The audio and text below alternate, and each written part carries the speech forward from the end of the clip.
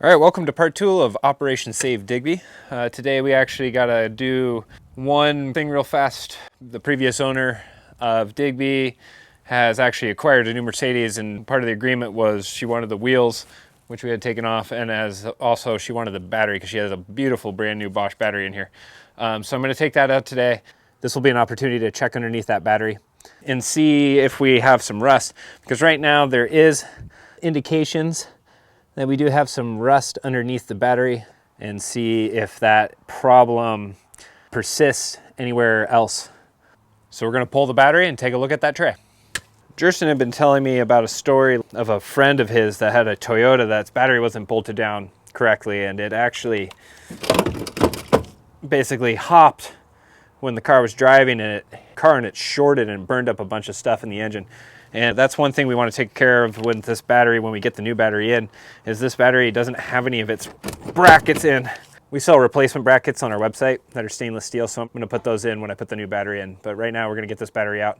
One other note I want to mention is you actually want to consider always removing the ground first. It's a benefit there because if this is still connected and you were to accidentally bump your wrench or whatever while trying to take this across, maybe bumped into anything metal, shock yourself. It's not a good idea. So removing the ground first is just usually a good idea. So we have our size 13 millimeter. And we're gonna get these off.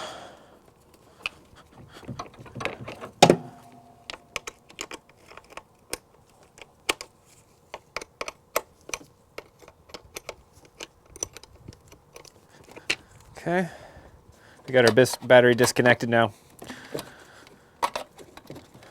Now, getting the 123s, the battery's not in the greatest spot for the purposes of actually you trying to take the battery out. So, we kind of got to find this perfect angle. I'm going to tilt it a bit and then slide it up and out like so. All right, got that battery out, and now let's take a look at this tray. All right, so, and this is one thing that's pretty common in the 123s, and a lot of people don't realize is there's a lot of the drains come through in this area, and we can kind of see that right down in here. That's looking a little plugged.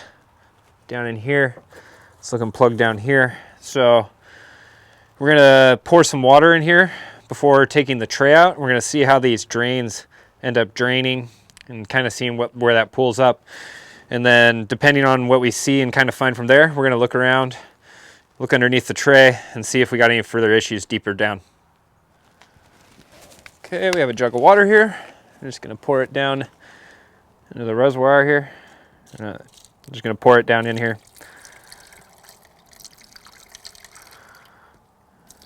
And as we can already see,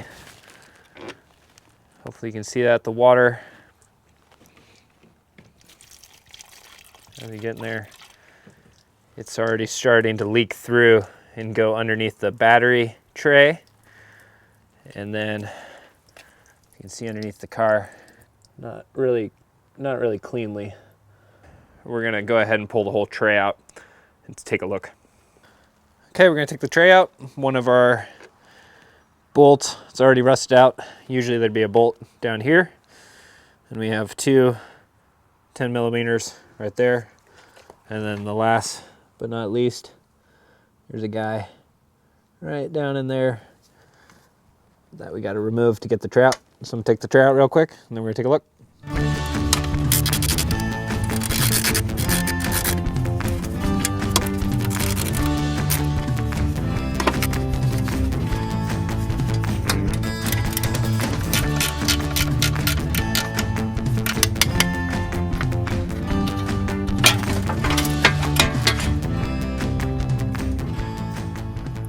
Oh boy. Oh boy. I actually want to talk about the battery tray real quick before we proceed on to the rest of this. At some point here, we're gonna look at repairing this. We have a good product using Miracle Paint, and we can actually go ahead and we're gonna fix this, but I'm gonna do that in a different video. For right now, I'm gonna put this aside as we go ahead and we're gonna take a look at these drains. So we're gonna We're gonna go ahead and clean this up a little bit. I don't know if I'm gonna have a solution or time today to actually address this. This will probably be a different video when we actually decide to repair this. I'm still gonna get the drains cleared out. We're gonna use plastic tubing. You don't wanna use anything metal because if you scrape the paint down inside these drains, you will end up with rust problems long-term because you're exposing the metal by getting rid of that nice factory coat of paint. That's actually a really good protectant layer down in there. So we're gonna clean out the drains, this kind of goop stuff that it looks like someone maybe tried to patch this at some point. When we're scraping stuff like this, make sure to be wearing eye protection, this type of stuff. Weird shards can kind of flick out of nowhere and hit you in the eye. It's not fun. So let's clean this up a bit. Clean up in here, got my goggles.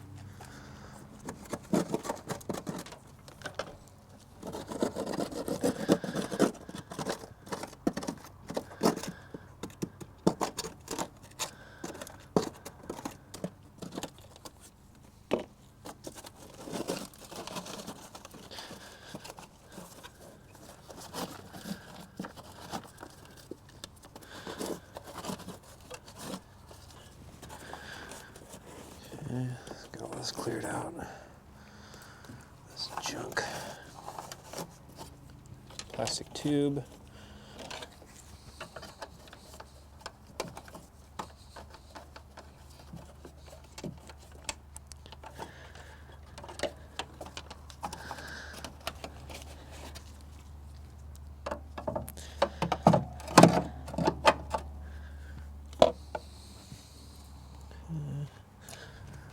Okay, we're gonna go under the car here. Pull on this rubber. A lot of gross stuff up in here. Trying to clean that out. Funny enough, digging around the engine, look what I found. That's the original battery backer. Hold down clamp. So that's what the original Mercedes one looks like. Here's what the replacements that we're gonna put on when we put the new tray on. Battery we'll be looking at.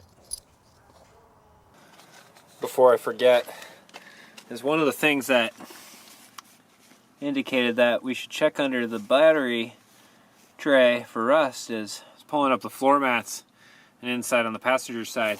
As you can see, kind of have one of these drain hole. You should have a rubber seal over it, but down in here there's been some indications that rust is getting through, which means that the water is pooling up down here, which isn't usually a good sign. Looking around the rest of Digby, I mean, we have one of the best things about Digby was, you know, we got really clean window seals. The rubber on this car is amazing. There's no mold, no moisture on the inside, so the fact that we have indication of rust on the inside isn't related to anything in the windows or the cars or anything. So that was one of the reasons why we wanted to check under the battery tray. It's really messy down in here. We've kind of peeled back right here. This is where the other drain hole is that's completely clogged. And part of this, what you see me pushing on, it's kind of hard to see. This piece right here, that's actually part of the rubberized firewall. And so that's very likely the culprit on why we're getting some water in the front of the passenger side. So this is one of those reasons you should always try to keep your drains clear. Check them out. The other side on Digby is pretty clean. This side definitely got a lot of junk in it. So I got a little bit more cleanup work than I was expecting. I'm gonna go ahead and get that cleaned up this afternoon. Well, it's not what I expected to find out today, so I don't really know how to close out this video. So we're gonna come up with a little bit of strategy on how to address this. This certainly will be addressed in another video.